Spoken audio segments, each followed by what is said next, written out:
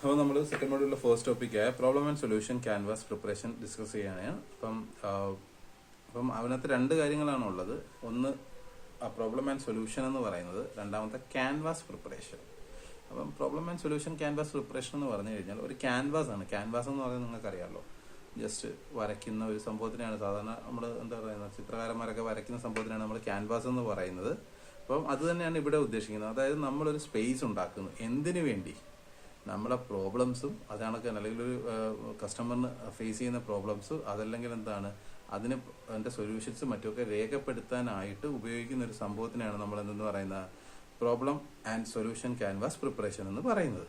അപ്പം ഇവിടെ പറയുന്നുണ്ട്, it's a simple and effective framework to clearly define a problem and its corresponding solution.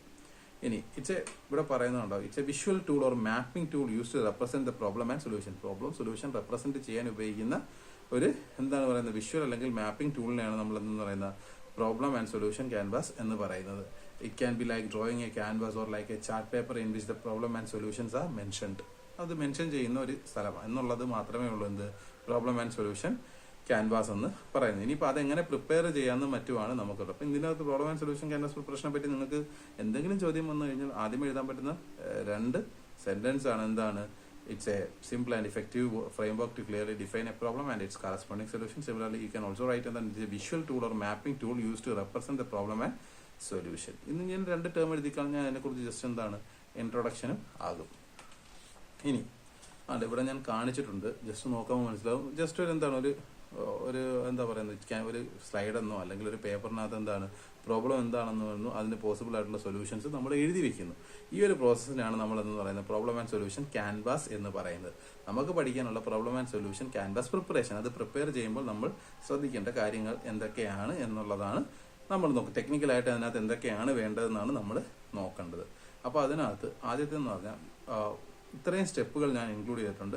അപ്പോൾ ഇതിനകത്ത് പ്രോബ്ലം ആൻഡ് സൊല്യൂഷൻ ഒരുമിച്ചാണെങ്കിൽ ഞാൻ രണ്ടായിട്ട് തന്നെ ഇതിനെ ചെയ്തിട്ടുണ്ട്. പ്രോബ്ലം ക്യാൻവാസ് പ്രിപ്പറേഷൻ ഉണ്ട്, രണ്ടാമത്തെ സൊല്യൂഷൻ ക്യാൻവാസ് പ്രിപ്പറേഷൻ ഉണ്ട്.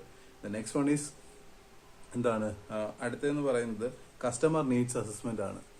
The next one is customer needs assessment. അടുത്തത് കസ്റ്റമർ നീഡ്സ് അസസ്മെന്റ് എന്ന് പറഞ്ഞാൽ നിങ്ങൾ കസ്റ്റമർ നീഡ്സ് അസസ്മെന്റ് എന്നല്ല, കസ്റ്റമറുടെ ആവശ്യങ്ങൾ അസസ് ചെയ്യുക എന്നുള്ളതാണ്. അല്ലാതെ കസ്റ്റമറിനെ അസസ് ചെയ്യുക എന്നുള്ള അർത്ഥമല്ല. അത് കസ്റ്റമറിന്റെ ആവശ്യങ്ങൾ, കസ്റ്റമർ നീഡ്സ് ഒരുമിച്ച് പറയണം. കസ്റ്റമർ നീഡ്സ് അസസ്മെന്റ്, അവരുടെ ആവശ്യങ്ങൾ അസസ് ചെയ്യുക എന്നുള്ളത്. The next one is market segmentation. നമ്മൾ സെഗ്മെന്റേഷൻ എന്ന് പറഞ്ഞാൽ ഞാൻ പറഞ്ഞു ഡിവൈഡ് ചെയ്യുന്ന പ്രോസസ്സിനെയാണ് സെഗ്മെന്റേഷൻ എന്ന് പറയുന്നത്, അല്ലെങ്കിൽ സെഗ്മെന്റ്സ് എന്ന് പറയുന്നത്. മാർക്കറ്റ് സെഗ്മെന്റേഷൻ ഇവിടെ മാർക്കറ്റ് എന്ന് ഉദ്ദേശിക്കുന്ന you can also write it as customer. Market എന്ന് പറയുന്നത് ഇവിടെ കസ്റ്റമർ ആണ്. അപ്പൊ നമുക്ക് എന്താണ് കസ്റ്റമർ സെഗ്മെന്റേഷൻ എന്നും വേണമെങ്കിൽ നമുക്ക് അവിടെ എഴുതാം. രണ്ടെഴുതിയാലും കറക്റ്റ് തന്നെയാണ്. The next is value proposition. അതായത് ഒരു പ്രോഡക്റ്റിന്റെ വാല്യൂ നമ്മൾ എങ്ങനെയാണ് കണ്ടെത്തുന്നത് അല്ലെങ്കിൽ എങ്ങനെയാണ് അതിനെ ചെയ്യുന്നത് എന്നുള്ളതാണ്. The six one is competitive analysis. അതായത് ഇത് മാർക്കറ്റിൽ ഇറങ്ങിക്കഴിഞ്ഞാലുള്ള അല്ലെങ്കിൽ ഓൾറെഡി ഇറങ്ങിയിട്ടുള്ള സാധനങ്ങളുടെ കോമ്പറ്റീറ്റീവ് അനാലിസിസ് ആണ്. ഏഴാമത്തെ മാർക്കറ്റ് എൻട്രി സ്ട്രാറ്റജി. നമ്മുടെ പ്രോഡക്റ്റ് മാർക്കറ്റിലേക്ക് എങ്ങനെ ഇറക്കി വിടണം, അല്ലെങ്കിൽ എന്ത് ഫീച്ചേഴ്സ് കൂടെ അല്ലെങ്കിൽ എന്തൊക്കെ ചെയ്താണ് ഇറക്കി വിടേണ്ടത് എന്ന് തീരുമാനിക്കുന്നതാണ് മാർക്കറ്റ് എൻട്രി സ്ട്രാറ്റജി എന്ന് പറയുന്നത്. അടുത്ത എട്ടാമത്തേന്ന് പറഞ്ഞാൽ മാർക്കറ്റ് വാലിഡേഷൻ ആണ്. മാർക്കറ്റ് വാലിഡേഷൻ എന്ന് പറഞ്ഞു കഴിഞ്ഞാൽ വാലിഡേഷൻ എന്ന് പറഞ്ഞാൽ അറിയാലോ, നമ്മൾ എന്താണ് ഒരു പ്രോസസ്സ് കറക്റ്റ് ആണോ എന്ന് ചെക്ക് ചെയ്യുന്നതിനാണ് എന്ന് പറയുന്നത് വാലിഡേഷൻ എന്ന് പറയുന്നത്. അപ്പോൾ മാർക്കറ്റ് വാലിഡേഷൻ എന്ന് പറയുന്നത് വെദർ അവർ പ്രോഡക്ട്സ് മീറ്റ് എന്താണ് അവർ മീറ്റ് ചെയ്യുന്നുണ്ടോ, മാർക്കറ്റിന് ആവശ്യമായിട്ടുള്ള കാര്യങ്ങളെല്ലാം തന്നെ മീറ്റ് ചെയ്യുന്നുണ്ടോ എന്ന് ചെക്ക് ചെയ്യുന്ന പ്രോസസ്സാണ് മാർക്കറ്റ് വാലിഡേഷൻ എന്ന് പറഞ്ഞാൽ. അടുത്ത റെഗുലേറ്ററി ആൻഡ് ലീഗൽ കോംപ്ലയൻസസ് എന്ന് പറയുന്നത് അല്ലെങ്കിൽ കൺസിഡറേഷൻസ് എന്ന് പറയുന്നത് നിയമപരമായിട്ട് നമ്മുടെ പ്രോഡക്റ്റിന് വേണ്ട കാര്യങ്ങളാണ്.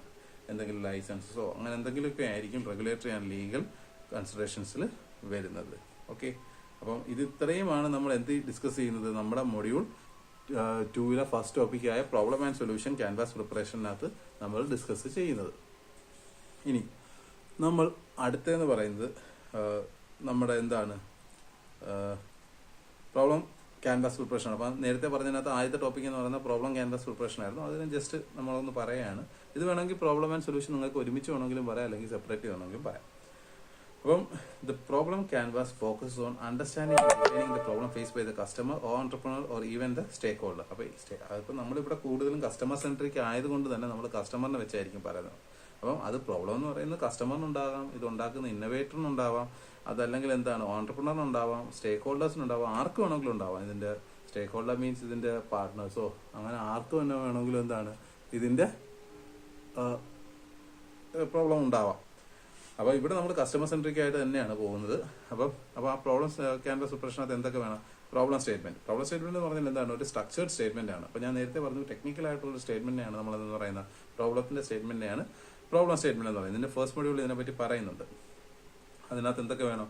Who is affected, what is A problem, Y it matters, ഇതെല്ലാം വരും. അപ്പോൾ സ്റ്റുഡൻസ്, അപ്പോൾ ഇതിവിടെ ഞാൻ ഒരു എക്സാമ്പിൾ വെച്ചാണ് ഇതിനെ പറയുന്നത്. ഇവിടെ ഒരു എക്സാമ്പിൾ എന്ന് പറയുന്നത്, ഒരു പ്രോബ്ലം എന്ന് പറയുന്നത് റൂറൽ ഏരിയയിൽ വളരെയധികം, ഇപ്പോൾ ഒരുപക്ഷെ ഞാൻ ഈ റൂറൽ ഏരിയ എന്ന് പറയുമ്പം കേരളത്തിൽ പാടായിരിക്കും, അത്തരത്തിൽ അത്തരത്തിൽ ഡെവലപ്മെന്റ് ഇല്ലാത്തൊരു ഏരിയ കേരളത്തിൽ ഉണ്ടാവുന്നത് വളരെ പാടാണ്.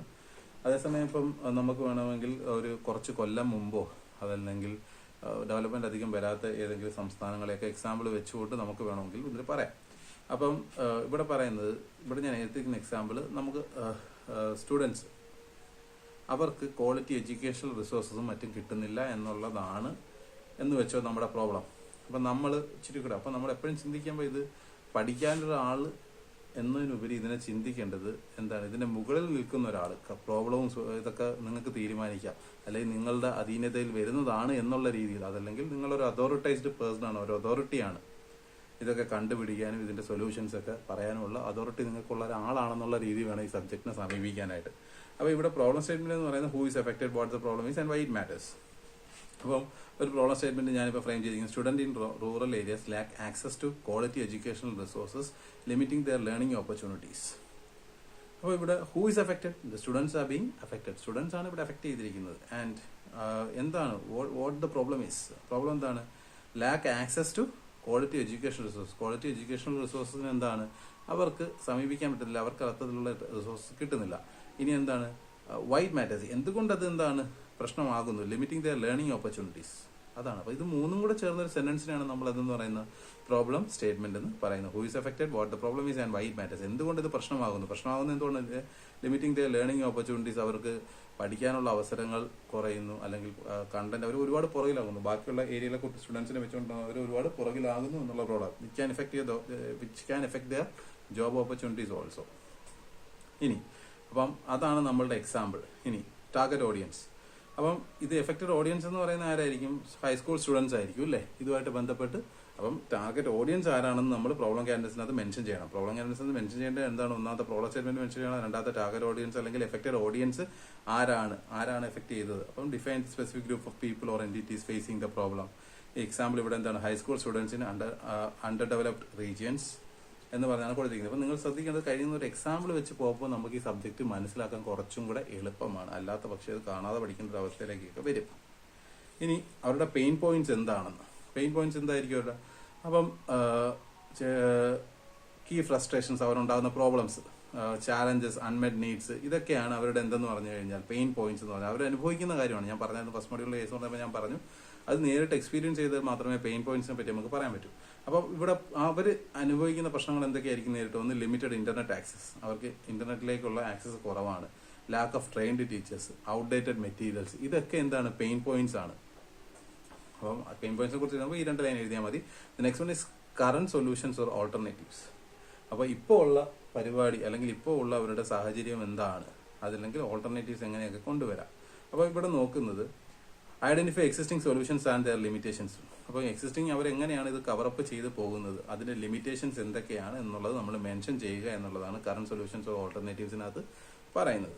അപ്പം അതിനകത്ത് government already textbook provide ചെയ്യുന്നുണ്ടാവാം, വിച്ച് മേ ബി ഔട്ട്ഡേറ്റഡ് ആയിട്ടുള്ള മെറ്റീരിയൽ വെച്ചാണ് അവർ പഠിച്ചുകൊണ്ടിരിക്കുന്നത്. പിന്നെ അടുത്തത് എന്താണ്?